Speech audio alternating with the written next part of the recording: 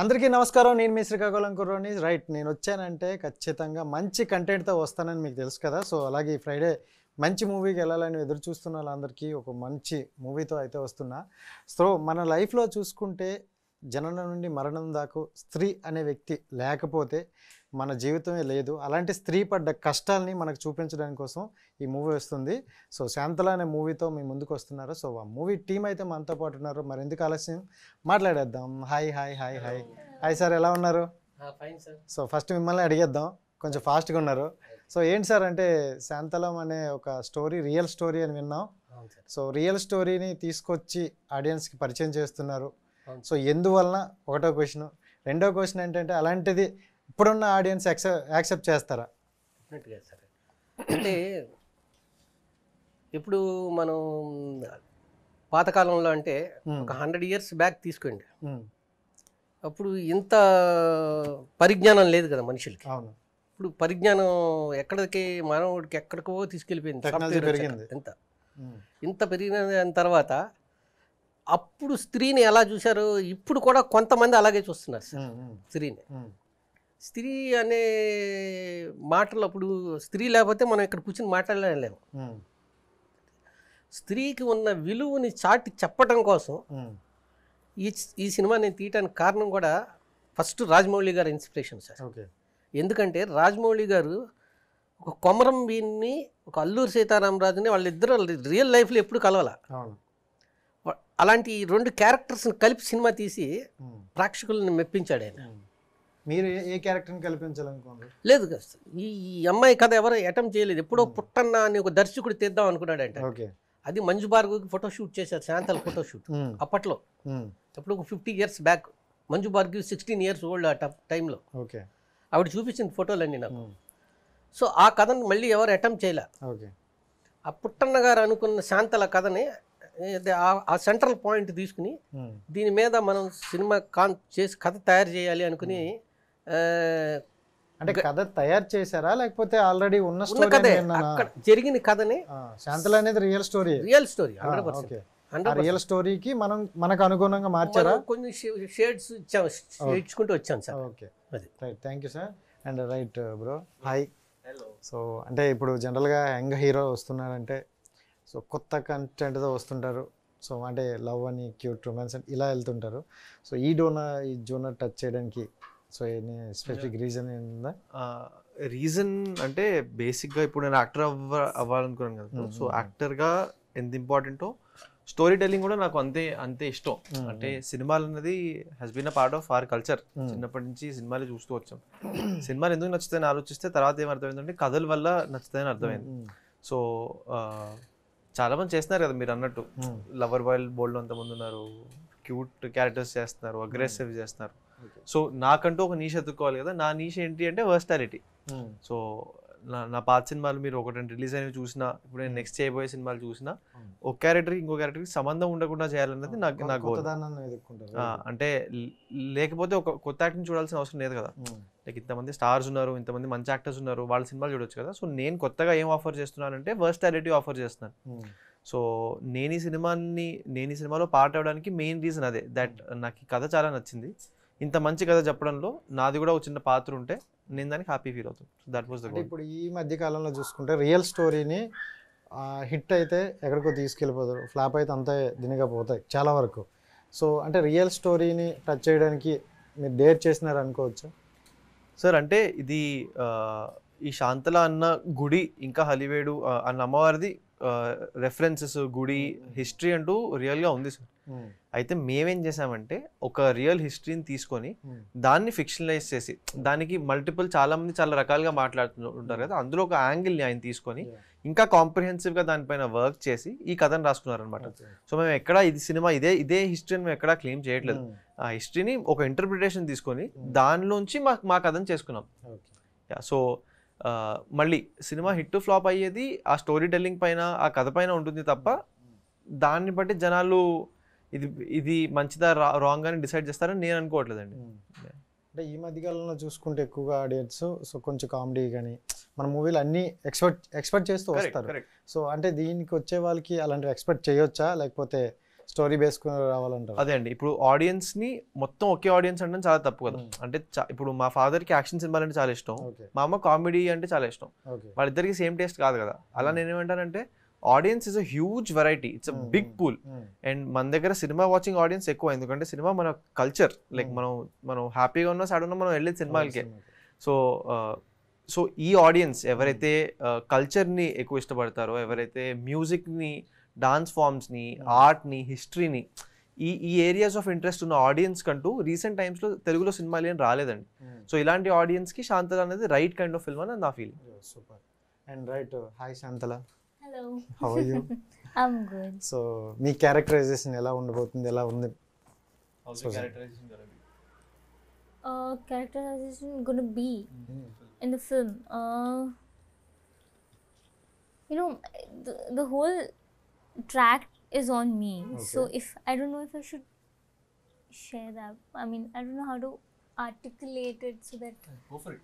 Just say how. What do you feel about the girl? What's the character about? All right. Okay. Yet again.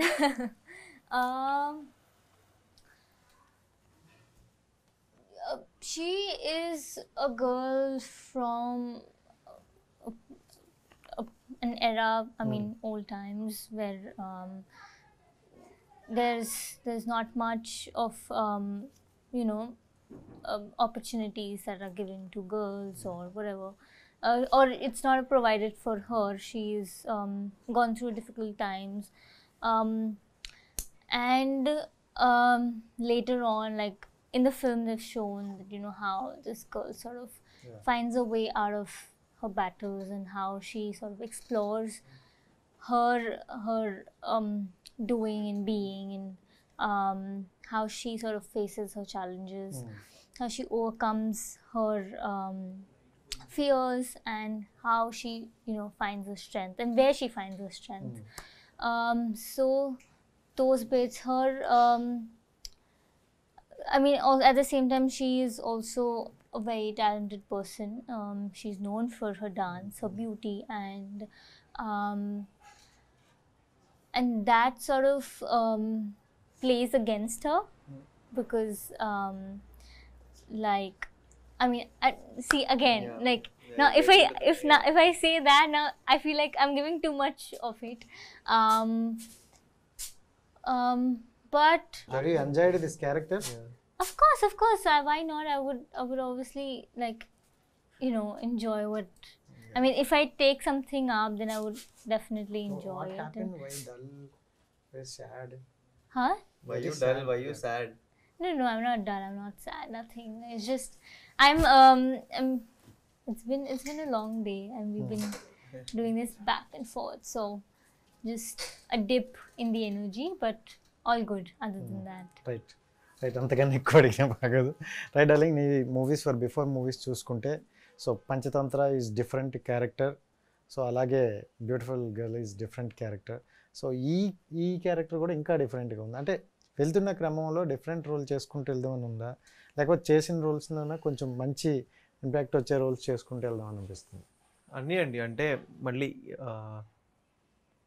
Same ఇందాక చెప్పినట్టే కథలో ఆ బలం ఉండాలండి. అంటే ఇప్పుడు నేను ఒక్కడిని చాలా బాగా పర్ఫామ్ చేసి సినిమా బాగాలేకపోతే ఎవరు రారు. అదే సినిమా బ్రహ్మాండంగా ఉండి నేను బాగా పర్ఫామ్ చేయకపోయినా లాభం లేదు. So the aim is to find people who are passionate about film. నేను ఎంత ప్యాషనెట్ అంత ప్యాషనెట్గా ఉండి కథని బాగా చేసుకుంటూ నాకు మంచి క్యారెక్టర్ రాసుకొని ఉంటే అలాంటి సినిమాలు చేసే గోల్ ఉంది. ఇప్పుడు నేను నెక్స్ట్ చేయబోయే చైనా పీస్ అని ఒక సినిమా చేస్తాను. అందులో I play a boy from Nellore. So దానికి మళ్ళీ మొత్తం మారిపోయి ఆ నెల్లూరు స్లాంగ్ పట్టుకొని అక్కడ నేటివిటీ మాస్ వచ్చేస్తాను. పక్కా మాస్ క్యారెక్టర్. చైనా పీస్ అంటే ఆటోమేటిక్ మన అందరికీ ఉండేదే. సో ఆ టైప్ లోనే ఉంటుంది, ఆ టైప్ లోనే ఉండబోతుంది. సో దీనికి మళ్ళీ దానికి నెక్స్ట్ టైం మనం కలిసినప్పుడు మీరు అదే చెప్తారు, అదేంటి అసలు సంబంధం లేదంటే దట్స్ ద గోల్. అంటే రోజు ఒకేలా చేయాలంటే ఉద్యోగం చేసుకునేవాడిని కదా. లైక్ మంచి జాబ్ని వదిలేసి మనం సినిమాల్లోకి ఎందుకు వచ్చామంటే మనకు ఆ మొనాటనీ నచ్చలేదు, అండ్ ఇక్కడ ప్యాషన్ కనిపించింది. ప్రతిరోజు ఒక కొత్త వర్క్ అట్మాస్ఫియర్ ఉంటే బాగుంటుంది కాబట్టి. So super. అండ్ డైరెక్టర్ గారు, అండ్ మూవీ క్లైమాక్స్లో చూసుకుంటే అంటే ఆడవాళ్ళు స్త్రీలు సో మంచిగా ఉన్నవాళ్ళు లాస్ట్కి వచ్చేసరికి దేవతలు అవుతారు అనేటట్లు చూపించారు. అంటే ఇది పాతకాలంలో కూడా చాలా ఉంది. గ్రామ దేవతలు అంటూ ఊళ్ళలో ఉండేది. అవునండి. సో సిమిలర్గా దానికి సంబంధించిన ఉంటుందని చేశారా? అంతే. అంటే యాక్చువల్గా ఇది ఇప్పుడు ఈ శాంతల అనే అమ్మాయి ఆ హొయసిలేశ్వరుడి అంశతో ఆ దేవాలయంలోనే ఆ దేవాలయ పర్మిసెస్లోనే దొరికింది ఓకే ఒక అమ్మాయి, ఒక అతనికి. ఓకే ఓకే అతను తీసుకెళ్ళి పెంచుకున్నాడు. ఆవిడకి ఏంటంటే ఆ హొయసిలేశ్వరుడి అంశ ఈ అమ్మాయి మీద ఉంది. సో గొర్రెల్ని కాసుకునేవాడికి దొరికితే వాడి దగ్గర పెరుగుతుంది ఈ అమ్మాయి. అంటే ఆ గాడే క్రియేట్ చేశాడు ఈ అమ్మాయిని. ఓకే ఎందుకంటే అక్కడ ఒకడు ఎంతో సుఖశాంతులతో బతుకుతున్న చుట్టుపక్కల గ్రామాలన్నింటినీ ఒక రాక్షసుడు అవతరించాడు, ఒక జమీందార్ అనేవాడు. ఆయన అంతం అందించడానికి ఒక అమ్మాయి కావాలి. ఆ అమ్మాయిని ఆ దేవత రూపంలో దింపాడు కిందకి. మామూలుగా పెరుగుతూ వచ్చింది.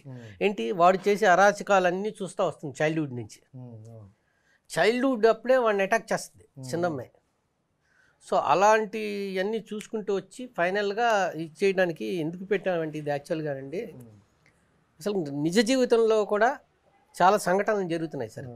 ఇప్పుడు మన అవుట్స్కట్స్లో ఒక అమ్మాయి డాక్టర్ ఒక అమ్మాయిని 5-6 రేప్ చేసి కర్శనాలు పోసి అంటించారు. అప్పుడు నాకు స్టార్ట్ అయింది ఇందులో మైండ్లో, అంటే ఏంట్రా ఒక స్త్రీని ఇంతమంది వీళ్ళకి హ్యుమానిటీ ఉందా అసలు, వీళ్ళ మనుషుల జంతువులా ఏంటిది ఇలా చేస్తున్నారు అనే కంపల్షన్ 2-3 రోజులు చెందాడికి ఈ శాంతల కథను మనం ఎందుకు చేసి చూపించకూడదు అనుకుని తర్వాత రాజమౌళి గారి ఇన్స్పిరేషన్తో కథను తయారు చేయాలని అప్పుడు వెళ్ళాను, మెయిన్ ప్లేస్కి వెళ్ళండి. ఇప్పుడు ఇంజనీరింగ్ చదువుకుంటున్నప్పుడు విన్నాను ఈ కథ అండి. నేను బెంగళూరులో చేశానండి ఇంజనీరింగ్. అప్పుడు మేము వీకెండ్లో ఫ్రెండ్స్ అందరం వెళ్తే ఒక పెద్ద ఆయన కథ చెప్పాడు శాంతల కథ. సూపర్ చెప్తే అప్పుడు విన్నా, సరే ఈ కథను తయారు చేస్తే బాగుంటుంది, ఇప్పుడు పీరియాడిక్ ఫిల్మ్స్ చాలామంది తీస్తున్నారు, మనం ఎందుకు తీయకూడదు అనుకుని ఈ కథను తయారు చేసి రామారావు దగ్గరికి వచ్చాను. అలాగే అది సార్. సో మొత్తానికి అతని ఇన్స్పిరేషన్తో వచ్చారు. ఇన్స్పిరేషన్తో వచ్చాను. సూపర్. రైట్ బ్రో, మీకు కొన్ని పిక్స్ చూపిస్తాను. సో అవి చూద్దాం. ఫస్ట్ అయితే కెమెరాకి ఎలా చూపిస్తారా పిక్చర్? ఫస్ట్ కెమెరాకి చూపిస్తాను. కనిపించలేదు. ఓ ఇవాళ నా స్టోరీ చదువుతా. So that's my story. ఊరంతా అప్పులు, హైదరాబాద్లో తిప్పలు. సో ఇది నాకు అంటే మీ స్టోరీ చూసిన వెంటనే నాకు కొంచెం క్రేజీగా అనిపించింది. సో ఏంటి అది, ఇది మీరు స్టోరీలో పెట్టుకోవడానికి క్రేజీ? సో ఇట్ రీడ్స్ ఊరంతా అప్పులు, హైదరాబాద్లో తిప్పలు, which loosely translates to पूरा कर्जा पड़ा है मुझे दुनिया में और हैदराबाद में मैं आके स्ट्रगल कर रहा हूँ. సో ఇవాళ పొద్దునే మనకు ప్రెస్ మీట్ జరిగింది కదండి. ప్రెస్ మీట్ మనం వస్తూ దారిలో ఉంటే ఈ ఒక auto it's on my Instagram story. అభి మతలబ్ సుబే. అయితే దారిలో వస్తున్నప్పుడు ఈ ఆటో కనిపించింది. చూసి నేను నా హెల్ప్ నవీన్ అని ఉంటాడు, మేము ఇద్దరు నవ్వుకున్నాం గట్టిగా. సరే నేను నవ్వాను కదా, నా ఫాలో అవుతున్న వాళ్ళు కొంతమంది వాళ్ళు కూడా కొంచెం ఎంటర్టైన్మెంట్ ఉందని పెట్టింది అంతే. అండ్ సో ఈ పిక్ ఇప్పుడుది దానికి సంబంధించి సో నాకు సార్ ఇంకో శేషు గారు కూడా ఇక్కడ పిక్చర్ లో, because you not in the picture, that was the cropped level. So అయితే ఆయన మన సాంగ్ లాంచ్ చేశారండి ఈ సినిమాకే. సో రోజు లైక్ చిన్నప్పటి నుంచి నాకు సార్ సినిమాలు చూస్తూ ఆయన మన్మధుడు. ఆయన గురించి చెప్పాలంటే వన్ వర్డ్ లో ఏం చెప్తారు? Manmadhudu is one word I would define him అండి. ఎప్పటికీ మన్మధుడు, ఎప్పటికీ అండి. అంటే సూపర్. నెక్స్ట్ అగైన్ ఇంకొక సాంగ్ కి త్రివిక్రమ్ గారిని కలవడం జరిగింది. ఓకే, సేమ్ దీనికే. మన సినిమాకే త్రివిక్రమ్ గారు ఒక సాంగ్ లాంచ్ చేశారు.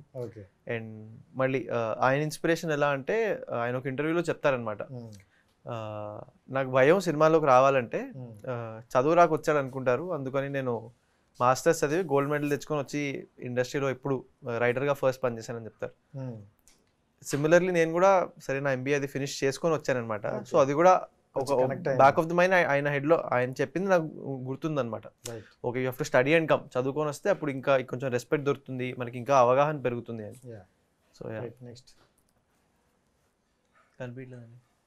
ఓ ఇది జగడం పిక్చర్. ఇది ఎక్కడ? జగడం మూవీలో. సో ఒకసారి ఇవ్వండి Ashlesha. You want to see this? ఇదిగోండి sir, this is me. Okay,